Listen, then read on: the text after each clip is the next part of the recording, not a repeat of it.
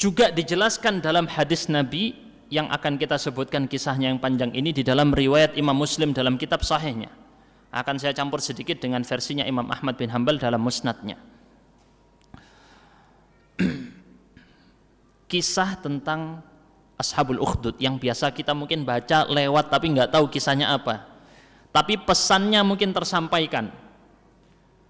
Pesannya adalah mereka punya kesalahan, lalu disiksa, dibakar di dalam parit atau lubang besar, dibunuh di dalam parit, dibakar. Apa kesalahannya? Beriman kepada Allah. Dianggap sebagai kesalahan. Seperti di zaman sekarang orang yang lurus, yang menyampaikan kebenaran pun akan dimusuhi, dipersekusi, dikriminalisasi, bahkan bisa sampai dalam tahap dibunuh. Dulu terjadi seperti itu juga. Kisah Ashabul Ukhdud ini banyak para ahli tafsir dan sejarah mengkaitkan dengan kejadian di masa lalu sekitar tahun 523 atau 524 Masehi. Berarti sekitar 50 tahun sebelum Rasulullah lahir, atau sekitar 1 abad sebelum Rasulullah diangkat menjadi Rasul. Kisah ini terjadi di wilayah yang dikenal dengan Najran. Najran ini Arab Saudi bagian selatan, utaranya Yaman. Dan yang menyiksa adalah raja dari kerajaan Yaman yang terkenal namanya Himyar, kerajaan Himyar. Karena kisah ini juga diabadikan dalam prasasti-prasasti, pahatan-pahatan batu kerajaan Himyar. Kisah ini juga diabadikan dalam catatan-catatan Kristen kuno di Syria dan Mesir.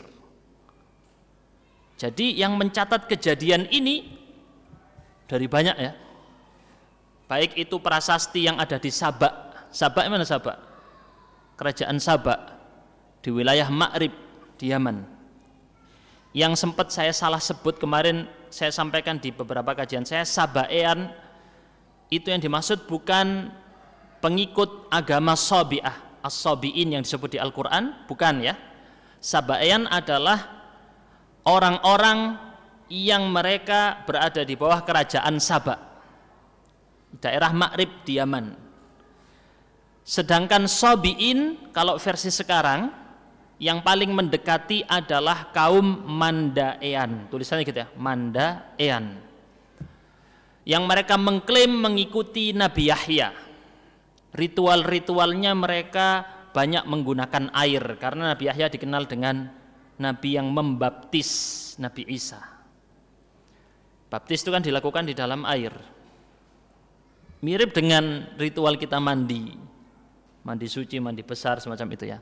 Ritual-ritual Mandaean ini banyak berkaitan dengan ritual air yang sampai sekarang pengikutnya masih ada dan cukup banyak di Irak dan sekitarnya. Karena di sana ada 2 sungai besar ya, Tigris dan Efrat, makanya banyak ritual sungai. Mereka mengklaim mengikuti agamanya Nabi Yahya dan bertauhid hanya menyembah Tuhan yang satu.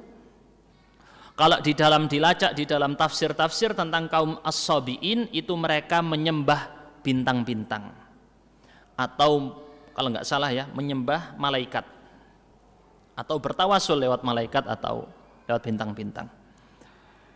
Ini gambaran kilas balik sejarah tentang apa yang terjadi di masa itu. Belum ada Rasul, belum ada Nabi Muhammad. Itu adalah masa fatrah, masa kosongnya Rasul. Di antara Nabi Isa dengan Nabi Muhammad jarak berapa tahun? Jarak berapa tahun? Antara Nabi Isa dengan Nabi Muhammad berapa? Sekitar 600 ya. Hampir 600 tahun jaraknya. Di masa itu tidak ada nabi yang diutus. Menurut pendapat sebagian ulama disebut dengan masa fatrah. Dan kisah ini akan kita ceritakan dari sudut pandang versinya Nabi SAW dalam hadis riwayat Muslim. Tapi versi yang sumber-sumber non-Islam menceritakan juga. Tadi kita sebutkan dari Kristen Syria, Kristen Mesir, Kristen Yunani, maaf bukan Kristen Mesir ya, Kristen Yunani, prasasti Sabaean, kaum Saba. Kemudian ya ini ya, data-data yang ada ditambah konfirmasi dari para sejarawan muslim seperti Ibnu Katsir dan lain-lain, diceritakan kisah ini. Jadi ini bukan kejadian terjadi cuman diceritakan sama Quran. Apa saudara tadi kok panjang banget? Karena ini kisahnya tentang orang-orang yang bertauhid. Bahkan di abad ke-6 sebelum kedatangan Nabi Muhammad ada orang-orang yang bertauhid, yang hanya menyembah Tuhan yang satu, yang mengikuti jejaknya Nabi Isa padahal sudah lewat 500 tahun setelah Nabi Isa wafat. Yang sering dinisbatkan mereka sebagai kaum Nasrani. Bentar nih, kaum Nasrani ini asalnya dari kata apa Nasrani? Kalau kata Kristen dari kata apa? Pengikut Kristus. Kristos ini apa? Dalam bahasa Yunani Kristos artinya adalah orang yang diurapi dengan minyak atau diurapi dengan sesuatu yang suci. Kristos. Kalau dalam bahasa Arab apa Kristos ini? Al-Masih. Kita sebut Al-Masih, betul ya? Al-Masih disebutkan dalam Al-Quran, Al-Masih Isa bin Maryam. Isa jadi Yesus, Al-Masih jadi Kristus, Yesus Kristus. Ini penerjemahan versi Yunaninya. Jadi Yesus ini versi Yunani, Kristus juga versi Yunani. Kalau versi Arabnya Al-Masih Isa, putra Maryam. Nabi Isa dengan Nabi Muhammad jaraknya berapa? Tadi hampir 600 tahun. Catatan sejarah tentang Ashabul Ukhdud yang diabadikan dalam Al-Quran, dalam penafsiran banyak-banyak sumber-sumber sejarah menunjukkan itu terjadi 100 tahun sebelum Nabi Muhammad diutus. Mereka ada orang-orang yang berpegang teguh dengan tauhid walaupun dinisbatkan kepada Nasrani. Jadi saya tanya, apakah Nasrani, semua Nasrani itu sesat? Saya tanya dulu nih. Apakah semua Nasrani itu sesat? Jawabannya tidak. Nasrani adalah kaum yang mengikuti Nabi Isa, disandarkan kepada, ada dua versi, antara yang mengatakan itu nahnu ansarullah karena mereka mengatakan kami adalah para penolong Allah. Siapa yang mengatakan ini? Kaum Hawariyun, pengikut setia Nabi Isa, mengatakan nahnu ansarullah, kami siap menolong agama Allah, menolong Allah. Yang kedua, karena disandarkan kepada asal muasal dari Yesus dari daerah mana? Nazaret. Nazaret wilayahnya di mana? Di sana, di Palestina. Maka mereka para pengikut Yesus dari Nazaret disebut dengan Nasrani. Ini sejarah kata Nasraninya. Oke. Jadi perlu dipahami dulu, apakah semua Nasrani sesat? Jawabannya tidak. Itu yang dimaksud di dalam Al-Quran, innalladzina amanu walladzina hadu wan nasara was-sabiina man amana billahi wal yaumil akhir, di awal surat Al-Baqarah. Orang yang beriman, orang Yahudi, orang Nasrani, orang Sabi'in yang beriman kepada Allah dan hari akhir, mereka la khaufun, tidak takut, tidak ada takut, tidak ada sedih, dijamin apa? Surga oleh Allah. Siapa mereka yang dimaksud? Mereka lah yang bertauhid, mengikuti ajaran Nabi Musa yang murni, yang mengikuti ajaran Nabi Isa yang murni sebelum kedatangan Nabi Muhammad. Adapun setelah datang Nabi Muhammad, setelah tegak hujjah, tidak bisa mengikuti agama kecuali satu agama, agama yang menghapus seluruh agama para nabi terdahulu, agama Islam. Yang sejatinya agama para nabi sama. Ini fondasi dasarnya dulu ya, sebelum kita masuk kisah Ashabul Ukhdud. Karena kalau nggak pahami ini, salah dalam memahami maksudnya. Jadi yang diabadikan kisahnya dalam Al-Quran, orang-orang beriman, itu mereka orang-orang Nasrani yang bertauhid, pengikutnya Nabi Isa. 500 tahun setelah Nabi Isa wafat, atau bukan wafat, ada perbedaan pendapat ulama. Ada yang mengatakan wafat, ada yang mengatakan diangkat ke langit. Nah, kita masuk pada kisah asal muasal kenapa kok orang-orang beriman dari kalangan Nasrani ini disiksa oleh Allah. Kok disiksa oleh Allah? Maaf, salah ngomong. Disiksa oleh musuh-musuhnya yang tadi disebut sebagai kerajaan Himyar. Imam Muslim meriwayatkan dalam kitab sahihnya dari Nabi Shallallahu Alaihi Wasallam, ada seorang raja yang disinyalir kemungkinan raja dari kerajaan Himyar di daerah Yaman tadi, Sabak. Dia raja ini punya penyihir, dekat sama penyihir. Penyihirnya ini tiba-tiba suatu saat sudah masuk fase lanjut usia, udah mau meninggal. Khawatir ilmu-ilmunya hilang, tidak diwariskan. Maka penyihir ini berkata kepada raja, aku sudah tua, tolong carikan seorang pemuda yang pinter, cerdas, ya. Aku akan mengajari dia ilmuku. Aku khawatir aku mati dalam kondisi ilmuku terputus dari kalian, lalu tidak ada yang melanjutkan ilmu ini.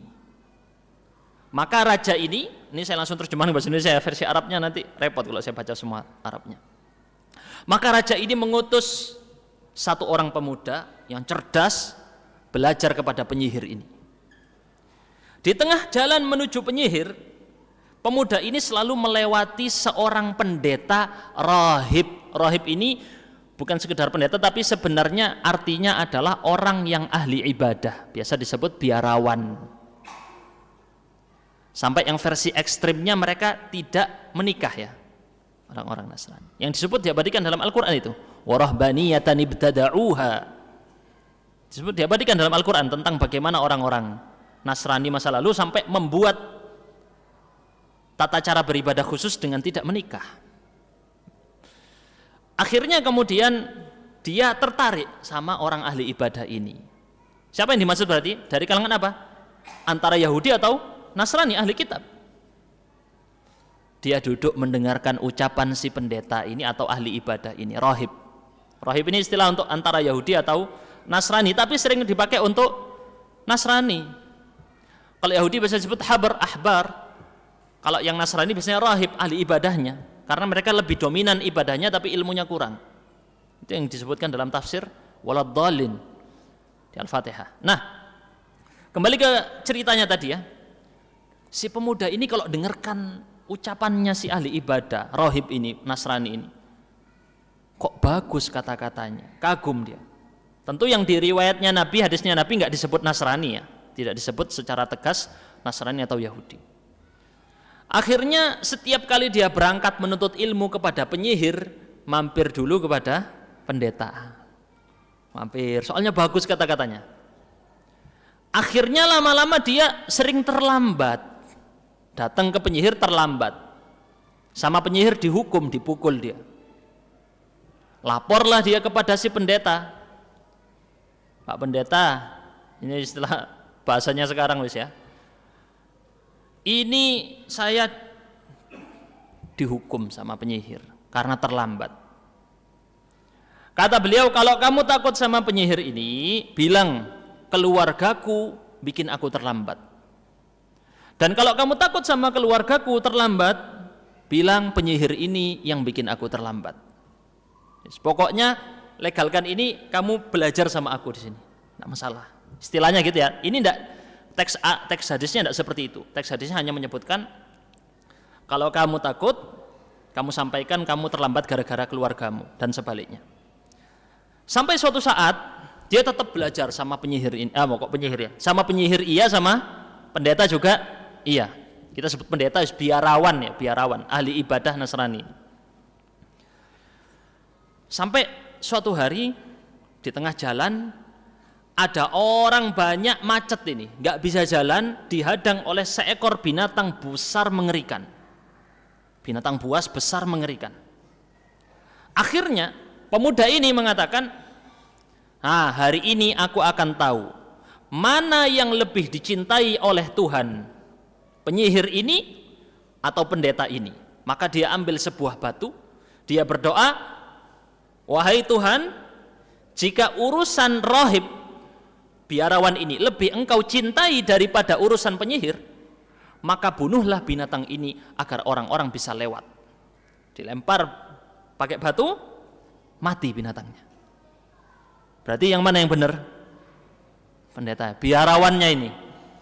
Berarti biarawannya ini yang benar. Orang-orang bingung lihat seperti ini. Siapa yang berhasil membunuhnya ini? Cuman pakai batu. Orang-orang bilang itu, pemuda itu, anak muda itu. Orang-orang pun takjub.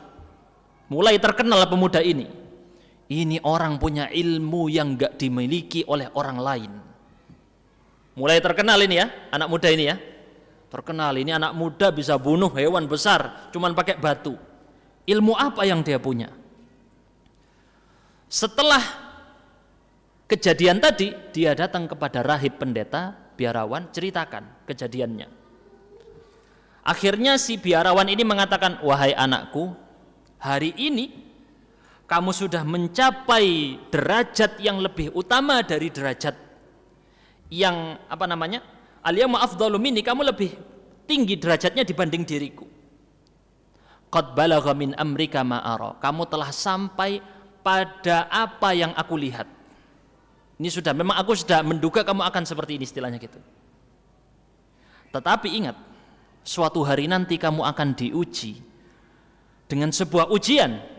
Kalau sampai pada ujian itu, jangan beritahu di mana aku berada, sembunyikan lokasiku. Maka kemudian karena orang ini, anak muda ini sudah terkenal ya, bisa membunuh hewan luar biasa, terkenal, orang-orang datang kepada dia dan dia mampu menyembuhkan berbagai macam penyakit. Orang yang buta sejak lahir dibikin bisa melihat. Orang yang kena penyakit kusta yang gak ada obatnya disembuhkan. Apapun macam penyakit berhasil disembuhkan lewat pemuda ini. Sampailah berita ini kepada menteri dari raja. Dalam riwayat lain, teman akrabnya raja. Lah menteri ini buta sejak lahir, atau pokoknya buta lah, tunanetra. Akhirnya dia datang kepada anak muda tadi, bawa banyak hadiah. Sampaikan, apapun yang ada di hadapanmu ini semuanya aku bawa, aku kasih ke kamu semua. Yang penting kamu bisa menyembuhkan aku bisa melihat lagi, tidak buta. Apa jawaban anak muda ini? Dia bilang, inilah asfi ahadan, aku enggak bisa menyembuhkan siapapun. Lihat, dia tidak menyandarkan ke dirinya. Innama yashfi Allah, yang bisa menyembuhkan siapa? Allah. Bukan saya yang menyembuhkan, Allah yang menyembuhkan. Kalau kamu mau beriman kepada Allah, aku akan berdoa kepada Allah agar Allah menyembuhkan kamu. Lihat, dia tidak menyadarkan pada kehebatan dirinya. Oh, doaku yang manjur, enggak. Dia langsung sebut Allah yang sembuhkan, bukan saya. Dan ini harus diyakini bagi setiap orang yang beriman dalam mengharap kesembuhan. Bukan, oh, kalau doa sama Ustadz Fulan itu manjur, yang itu yang manjur itu. Enggak seperti itu. Tetapi Allah mengabulkan doa tersebut karena ustadz tersebut memang doanya mustajab. Tapi jangan disandarkan kepada orang ini, disandarkan kepada siapa dulu? Allah. Ini tauhid. Ini tauhid. Pelajaran yang sering kita tidak praktekkan sungguh di saat menghadapi musibah. Pas belajar ujian bisa jawab, pas kena musibah hilang semua ini prakteknya. Maka kemudian menteri tadi beriman, baik beriman hanya kepada Allah. Akhirnya didoakan sama pemuda ini, Allah sembuhkan, orang ini bisa melihat lagi. Maka menteri ini datang pulang, pergi ke tempatnya raja. Kaget rajanya, loh kamu kok sudah bisa lihat? Siapa yang bikin kamu bisa lihat? Kata dia, Tuhanku. Kata rajanya, saya, katanya. Kata rajanya, karena di kerajaan itu meyakini bahwa Tuhan ini adalah, raja ini adalah Tuhan. Kata rajanya, saya yang bisa. Bukan, Tuhanku dan Tuhanmu. Dialah Tuhan yang satu, Tuhanku dan Tuhanmu. Kata rajanya, loh kamu punya Tuhan selain diriku. Ini saya baca yang versi riwayatnya Imam Ahmad ya. Iya, Tuhanku dan Tuhanmu satu, dialah Allah. Maka raja marah, kamu menyelisihi peraturan negara ini. Di negara kita harus berakidah dengan akidah ini, agama ini, tidak bisa. Maka kemudian ditangkap menteri ini, disiksa. Disiksa sampai diminta tolong tunjukkan siapa orang yang menyembuhkan kamu ini. Tolong dicarikan. Akhirnya dibawa anak muda ini di hadapan sang raja. Ternyata kamu anak muda ini. Ternyata sihirmu luar biasa hebat, mengalahkan si penyihir kerajaan. Kamu bisa menyembuhkan orang buta, kamu bisa bikin orang sembuh dari penyakit-penyakit yang nggak ada obatnya. Maka pemuda tadi menjawab seperti jawaban yang pertama, apa? Aku tidak bisa menyembuhkan. Bukan aku yang menyembuhkan. Siapa? Allah yang menyembuhkan. Hati-hati, ini pelajaran tauhid penting. Saat Anda sudah punya jabatan tinggi, harta banyak, atau yang seperti yang sekarang Anda dapatkan, jangan langsung, ini karena dulu aku memang, dulu aku, itu yang disebut aku hebat, aku pinter, aku dulu gini. Gagal pelajaran tauhidnya. Anda harus menyebut Allah. Dulu Allah memberikan saya seperti ini. Allah ini yang disebut dengan tahadduts bin ni'mah. Wa amma bi ni'mati rabbika fahaddits. Adapun nikmat Tuhanmu, ceritakanlah. Lihat penekanannya apa? Tuhanmu. Bukan nyebut saya gini, saya dulu tuh capek gini bangun usaha dari ceritain saya semua. Di podcast ya betul. Tidak ada menyebut Allah. Di podcast kesuksesannya gini, nyebut dirinya, saya tuh dulu gini. Tidak ada menyebut Allah sama sekali. Apa malu menyebut Allah? Siapa yang selama ini memberi kamu semua ini? Kenapa kamu nggak berani sebut dan memuji Dia? Dan ini yang dilakukan pemuda ini, pelajaran penting dalam tauhid. Dia bilang, bukan saya yang menyembuhkan, Allah yang menyembuhkan. Maka kemudian ditangkap, disiksa, diminta siapa yang mengajari kamu ilmu ini. Akhirnya dia sudah diwanti-wanti sama gurunya tadi, jangan kasih tahu lokasinya. Tetap dia akhirnya ternyata kasih tahu lokasinya. Ditunjuklah lokasinya, dibawa si pendeta atau ahli ibadah tadi, rahib, biarawan. Setelah didatangkan, ini biang keroknya ini.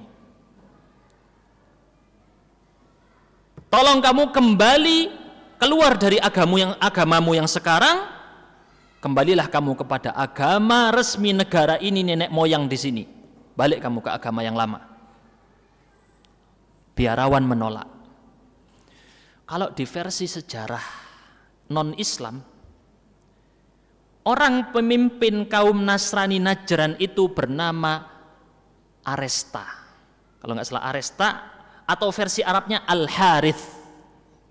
Ini ada versi Arabnya Al-Harith, versi baratnya sampai disebut sebagai orang suci atau di istilah kita wali, Santo Aresta.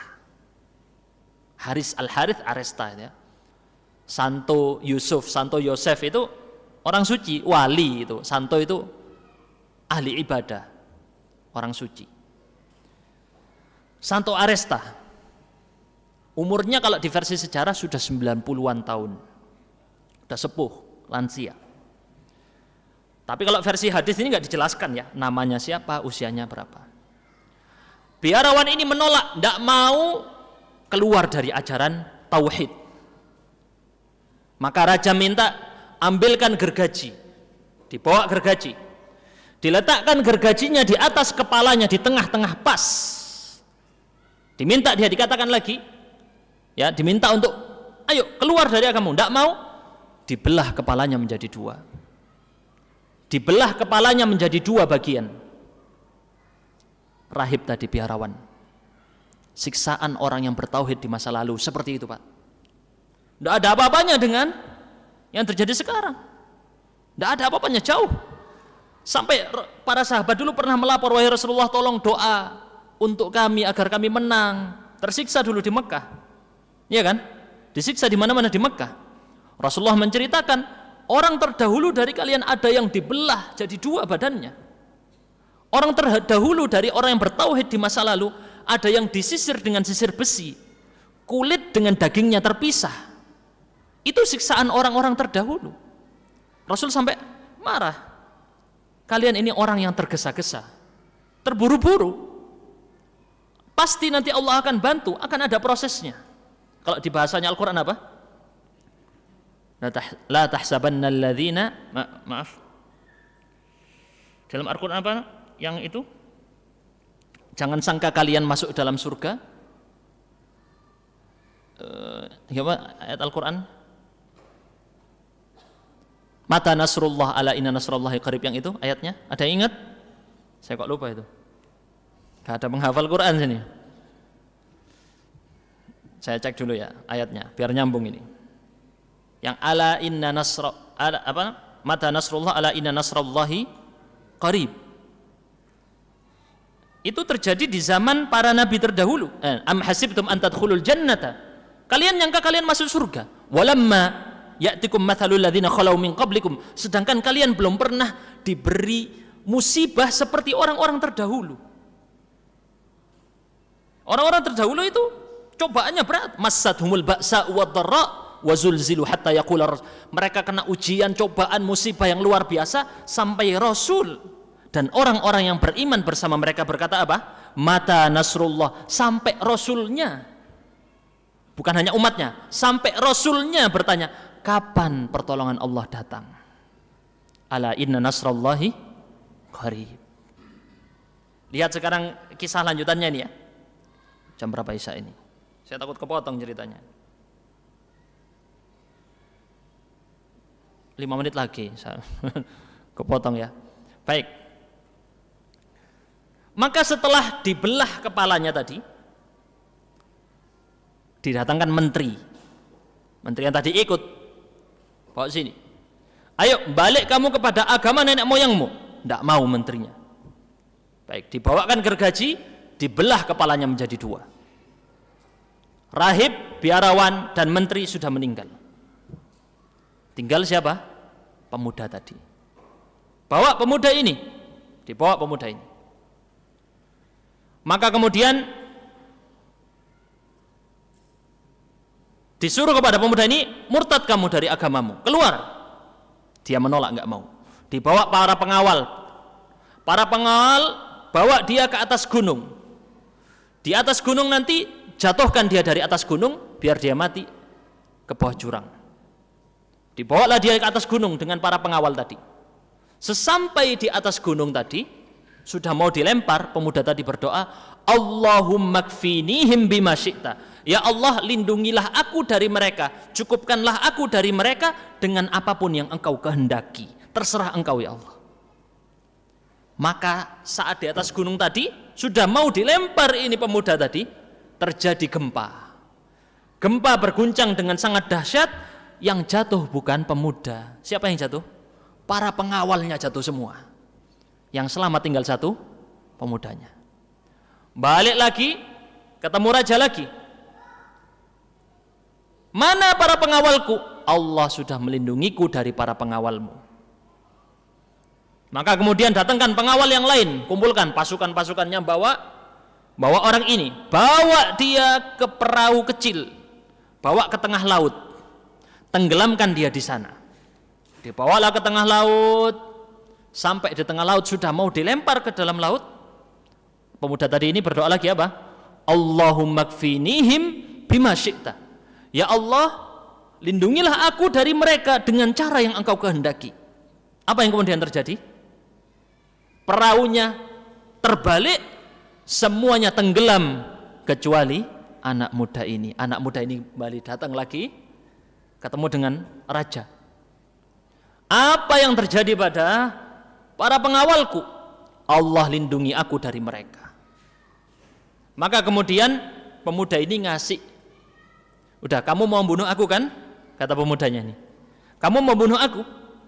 Kalau kamu mau bunuh aku, kamu harus melakukan apa yang aku perintahkan.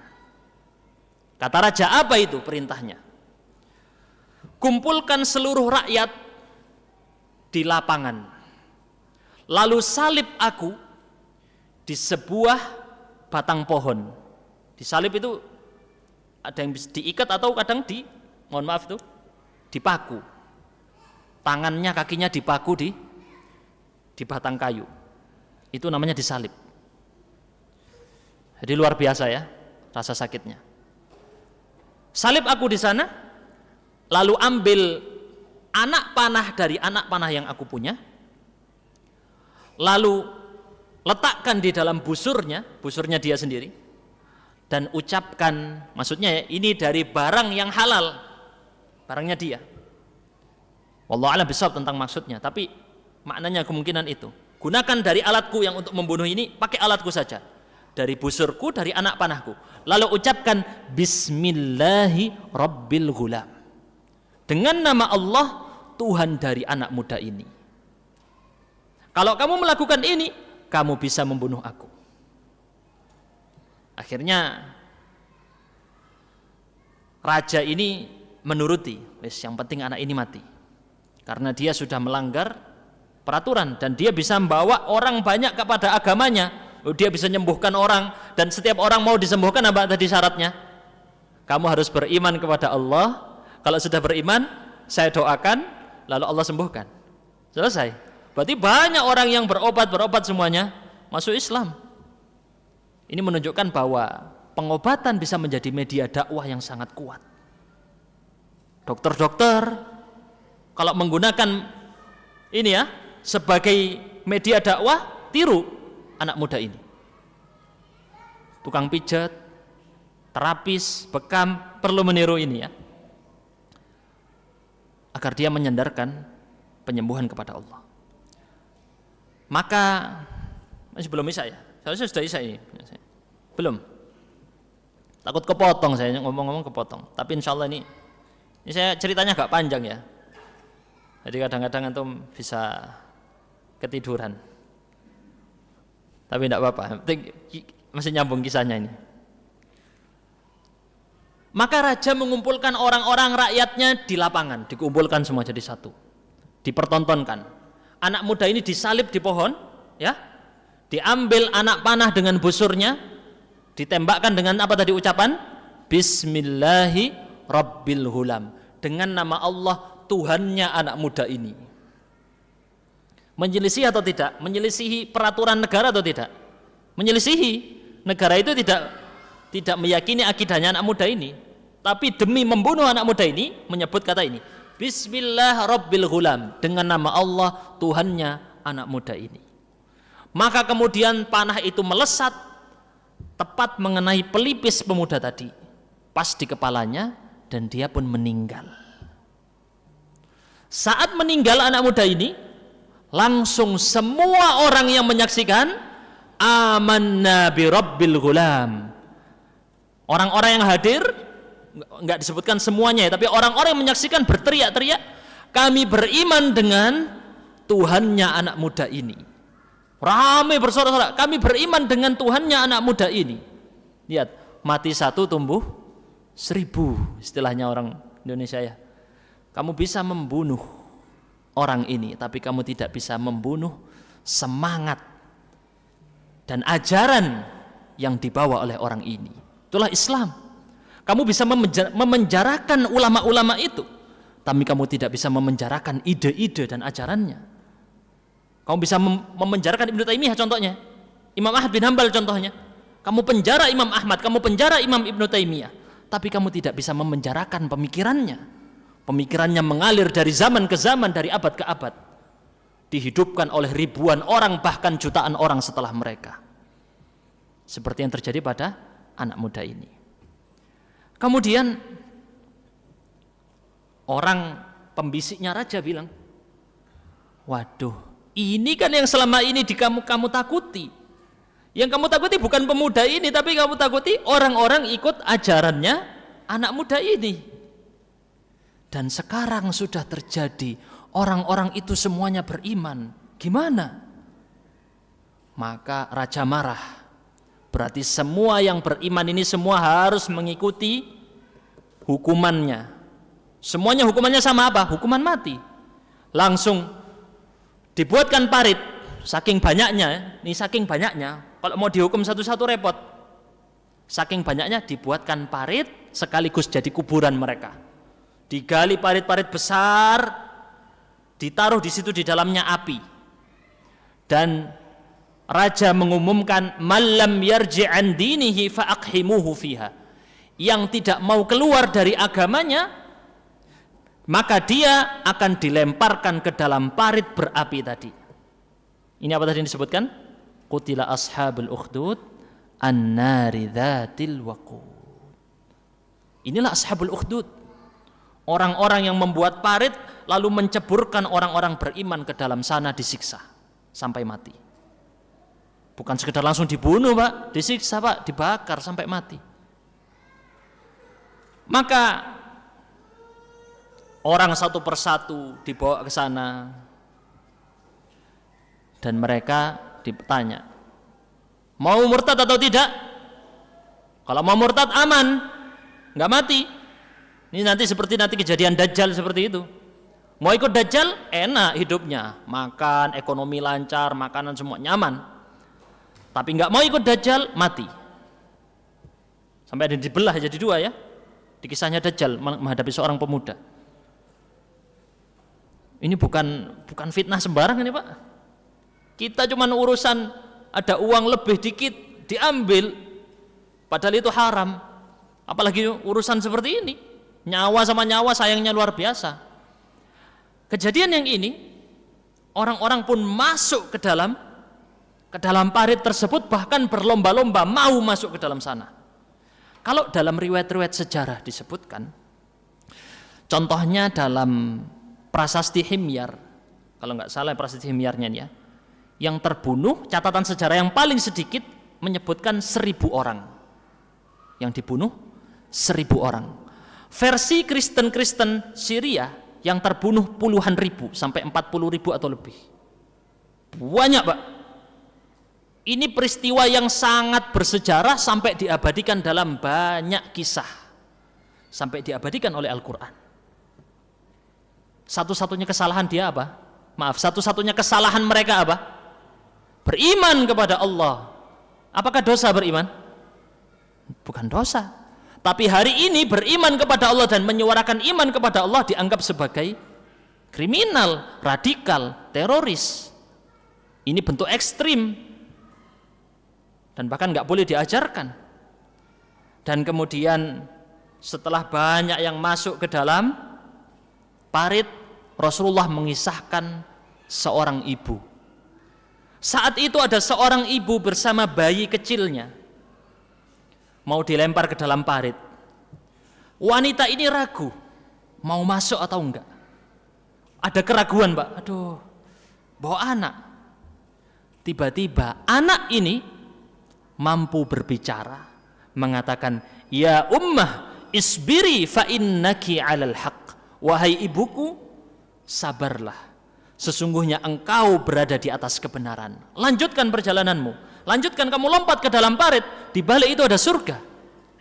Maka kemudian wanita itu lompat ke dalam parit, meninggal bersama bayi tersebut, dan kemudian Allah janjikan bagi mereka semua apa? Surga. Di dalam Al-Quran surat Al-Buruj apa lanjutannya?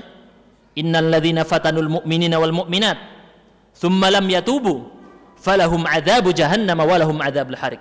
Orang-orang yang memfitnah, apa memfitnah di sini maksudnya? Menyiksa. Orang-orang yang menyiksa orang-orang beriman disiksa, penjara, mukul, dan seterusnya dan seterusnya. Ini banyak siksaan bentuknya. Apa? Lahum adzabu jahannam, dapat siksa jahannam, walahum adzabul hariq, mereka mendapat siksaan berupa pembakaran. Al jaza'u min jinsil amal. Dulu mereka membakar, sekarang mereka dibakar. Apa yang Anda lakukan berupa dosa, balasannya itu sepisal dengan itu, dengan dosa yang Anda lakukan. Kemudian Allah tutup, innal ladzina amanu wa 'amilus shalihat lahum jannat. Orang yang beriman tadi, mereka dapat surga. Tajri min tahtihal anhar. Di sana ada air-air yang mengalir. Ini adalah kisah yang diabadikan tentang ashabul ukhdud. Semoga menambahkan keimanan untuk kita semuanya, menjadikan kita semakin yakin bahwa apapun musibah yang kita alami sekarang, pasti di baliknya ada surga. Berat yang kita alami sekarang nggak ada apa-apanya dibanding mereka para umat terdahulu dalam bertauhid. Siapa yang di sini punya ujian seperti mereka? Ngeluhnya luar biasa sekarang, baru diuji sedikit, baru diuji nggak dapat uang hari ini, baru diuji dengan ujian yang nggak seberapa dengan ujian mereka di masa lalu. Semoga Allah berikan kita istiqamah dan mampu menjaga tauhid kita hingga akhir nafas kita, sebagaimana mereka yang disiksa oleh ashabul ukhdud. Allahumma jma'na wa iyyahum fi jannatikal firdaus, amin ya rabbal alamin. Subhana rabbika rabbil izzati amma yasifun, wassalamun alal mursalin, walhamdulillahi rabbil alamin. Assalamualaikum warahmatullahi wabarakatuh.